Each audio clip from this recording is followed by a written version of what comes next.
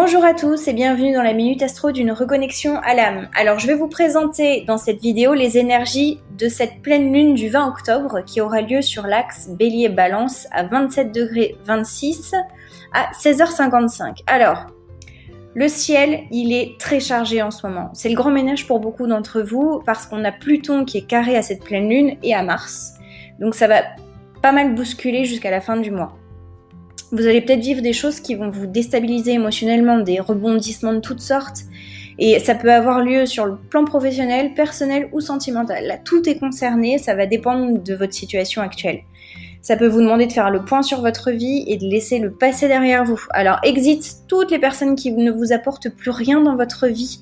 Essayez en ce moment de vous entourer de personnes positives qui vous tirent vers le haut parce que c'est la seule chose dont vous allez avoir besoin si vous vivez des choses qui sont compliqué en ce moment. C'est le moment de changer ce qui ne fonctionne plus dans votre vie et de faire un grand nettoyage. Alors, il va falloir faire attention de pas trop agir sous le coup de l'émotion. Réfléchissez bien avant d'entreprendre quelque chose qui changerait radicalement votre vie. Essayez de voir un peu plus loin que ce qui se passe actuellement, de mettre des mots sur ce que vous souhaitez réellement dans votre vie, parce que c'est le moment d'envisager votre vie sous une autre perspective.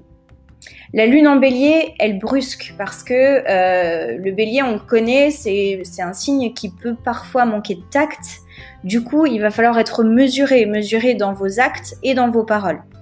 Donc en général, quand les énergies elles sont si fortes, tout le monde peut ressentir les effets, mais certains signes évidemment plus que d'autres, on va y venir. Sur Instagram, je vous ai demandé sur un petit sondage comment vous vous sentiez. Et beaucoup d'entre vous m'ont dit qu'ils étaient fatigués à fleur de peau. Alors c'est normal de ressentir ça en ce moment parce que ça va être renforcé par cette pleine lune et avec Mars qui va tirailler sur vos émotions.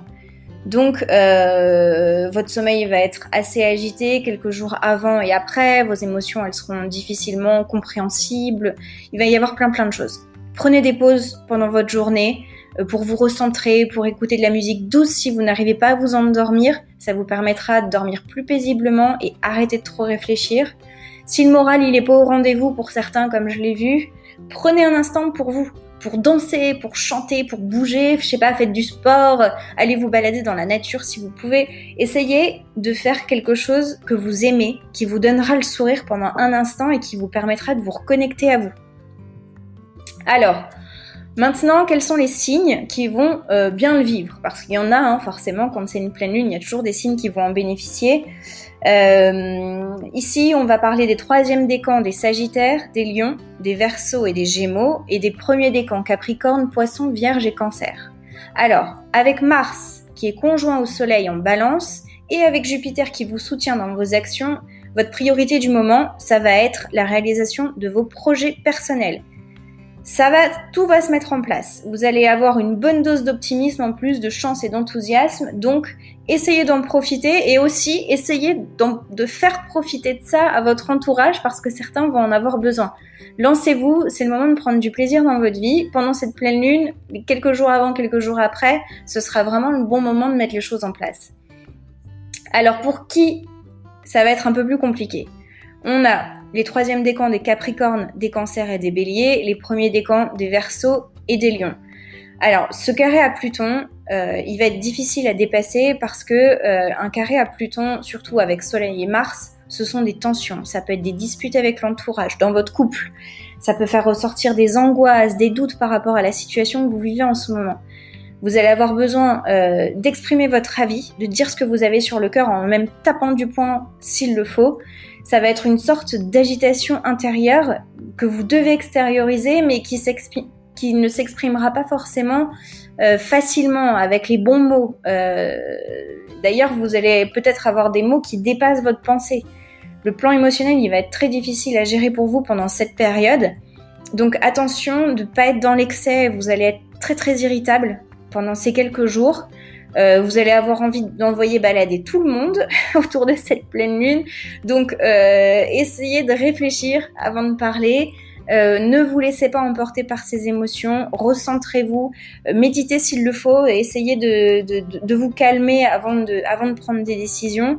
Prenez du recul parce que certaines personnes ne méritent peut-être pas ce que vous avez envie de leur dire.